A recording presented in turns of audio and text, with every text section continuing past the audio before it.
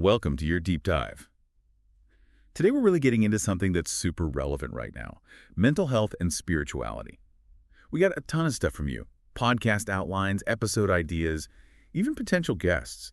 It's like you're really trying to figure out how these two things that seem kind of separate are actually connected. Yeah, and it feels like everyone's talking about it more and more these days, like with all the focus on mental well-being right now. It just makes sense to look at how important faith is and mindfulness, even just having a supportive community. For sure. And you're thinking big picture, which I love. This isn't just some random podcast you want to make. This mental health and spirituality outline, it's ambitious. Personal recovery stories, how to deal with mental health crises in a faith context. You even want to compare different religions' mindfulness practices. It's a lot. That's what makes it so interesting. And it's not just for super religious people either. You're thinking mental health professionals, spiritual leaders, people just starting to think about this connection, breaking down walls and getting people talking who normally wouldn't. Exactly. Like from darkness to light. Faith's impact on mental health recovery jumped out at me. You're suggesting interviews with mental health professionals and D people who have personal recovery stories. Powerful stuff. Oh, for sure. You can't beat a good personal story, right? I Yeah. mean, hearing how faith gives people strength, how it changes how someone approaches therapy or medication, even how it helps people understand suffering. That's where those big ideas become real. 100%. And you even highlighted something that's so relevant to all of us now, mental health in the digital age. Like, how does all this online stuff, online communities, digital discipleship, even just having technology around all the time, how did that affect our mental and spiritual well-being? Right. It can be good and bad. On the one hand, there's more information and support than ever before, but then there's that pressure to look perfect online, the fear of missing out, constantly seeing news and everyone's opinions. No wonder people feel overwhelmed. Makes you think, right? Does the digital world actually help us find meaning and connection, or does it make it harder? These are things that both spirituality and good mental health can give us. That's exactly what your podcast idea gets at. Mental health and spirituality aren't separate.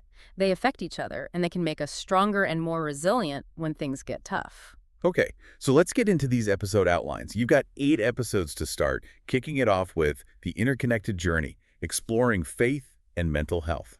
Smart move starting with a mental health professional or a spiritual leader. Definitely. You need that credibility right away. Listeners need to know this isn't just a casual chat, it's a serious look at a complex topic. Exactly, and you highlighted some really important things to cover in that first episode.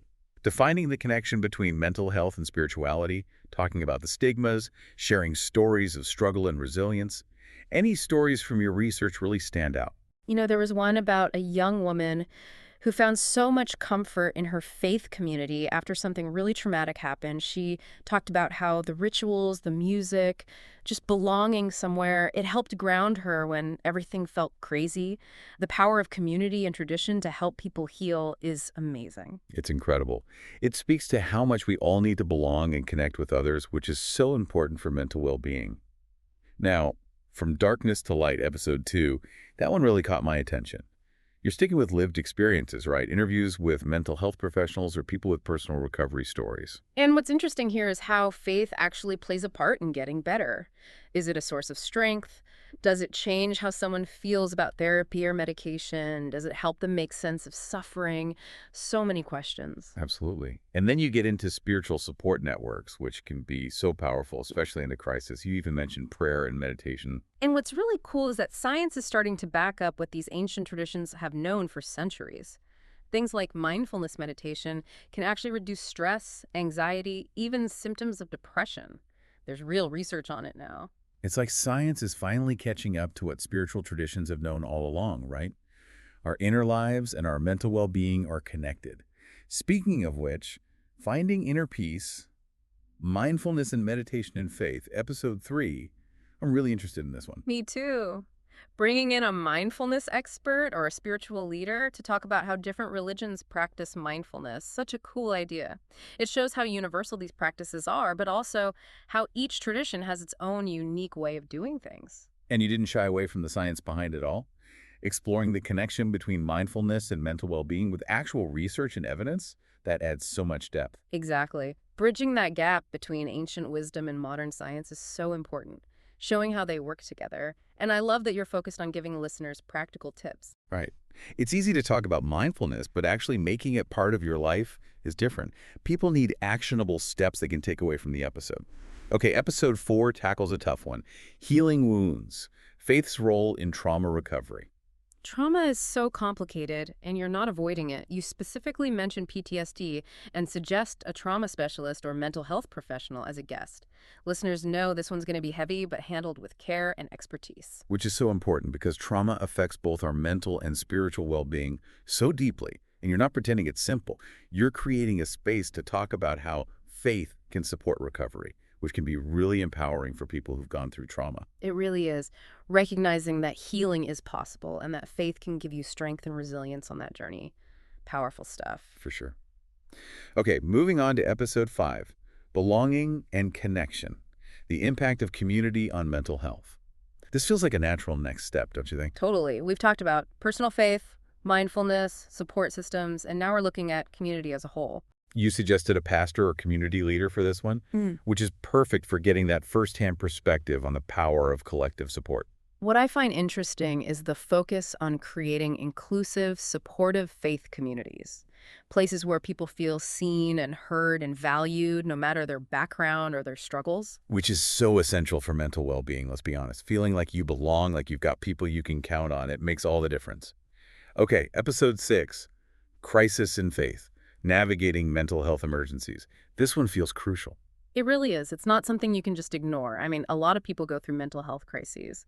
Knowing what to do, especially if faith is a big part of their life, super important. Yeah, and you're taking it seriously. A crisis intervention specialist or a mental health professional for this episode.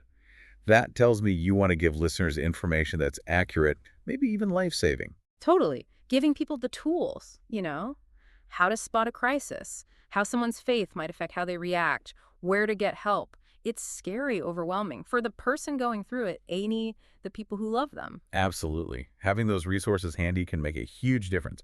Okay, episode 7, cultural connections, exploring faith and mental health across cultures. This one feels like it could really open people's eyes. Oh, yeah.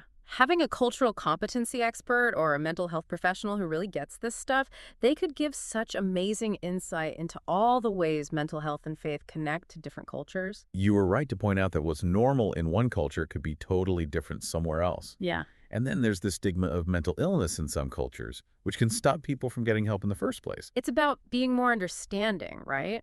Challenging what we think we know. There are so many ways to experience and deal with mental health and spirituality. Exactly. Okay, last one for this outline. Episode 8, digital discipleship. Navigating mental health and spirituality online. Back to the digital age, but with a really interesting angle. Right. I mean, with online religious communities blowing up and how much time we're all spending online, it's a whole new world for exploring faith and spirituality. New opportunities, new challenges, for sure. And you're tackling those challenges head on, bringing in a digital ministry expert or a mental health professional to talk about both the good and bad sides of technology on our mental and spiritual well-being. What from your research stood out to you here? I think just the whole concept of digital discipleship is fascinating. People are using technology to connect with their faith in totally new ways. Online worship, virtual prayer groups, you name it. It's amazing. Technology's literally creating new ways for people to practice their faith and connect with others. It is. But your research does a good job of showing the downsides too, that constant comparing yourself to others, feeling like you have to look perfect online and just being bombarded with information all the time. It's overwhelming and it can be really bad for our mental health. It is a double-edged sword. We have all these amazing resources and communities, but we have to be careful about the downsides of the digital world. Yeah. You even talked about setting boundaries with technology, having real-life connections along with our online lives. Balance, right. Using technology to connect and grow without letting it stress us out and make us feel isolated. Exactly. And you thought of everything. You even talked about people finding faith-based mental health support online. Like, are there online resources to help you find therapists who share your faith? What about support groups specifically for people of faith who are struggling with their mental health?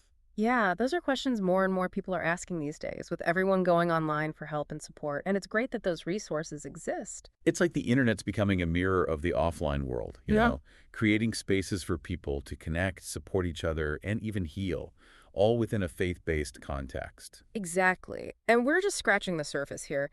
This outline, it goes beyond these first 8 episodes. You're talking about deep dives into specific religions, like Christianity, Islam, Buddhism. I love that. Yeah. Every faith has its own unique perspective, and exploring those differences will lead to more understanding and empathy. I agree. And you're also thinking about episodes on specific mental health conditions like anxiety, depression, addiction, looking at how faith can help people cope and recover. It's so smart because these conditions are so common, and faith can be such a source of strength and comfort when times are tough. And you're not afraid to talk about these issues openly, which is so important for breaking down stigma and giving hope to people who are struggling. It's about making it normal to talk about mental health in faith communities, right? And making sure people who need help know where to find it. Yeah, and you even have a whole section on guest suggestions. It shows you're serious about getting diverse voices on the show.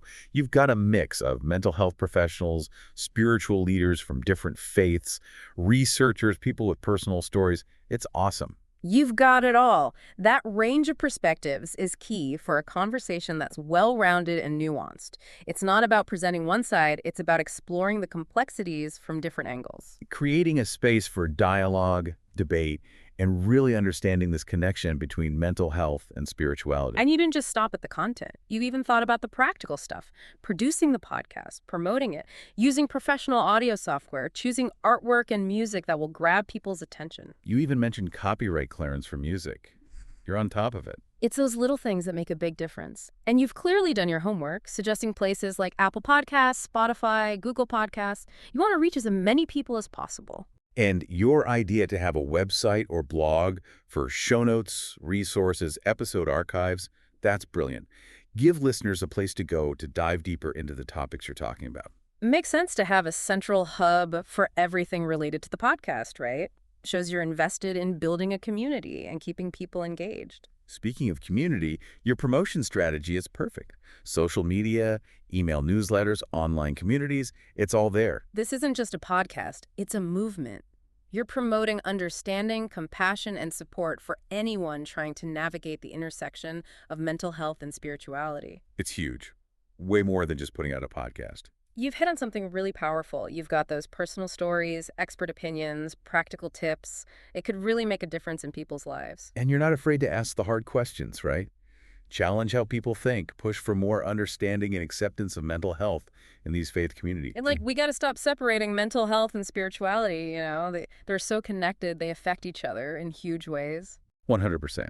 You've basically created this blueprint for a podcast that could really make an impact. Start conversations, make people rethink what they believe, and ultimately help people find healing, hope, and a deeper connection to themselves and to something bigger. It's a journey, right? This whole mental and spiritual well-being thing. Ups and downs, good times and bad.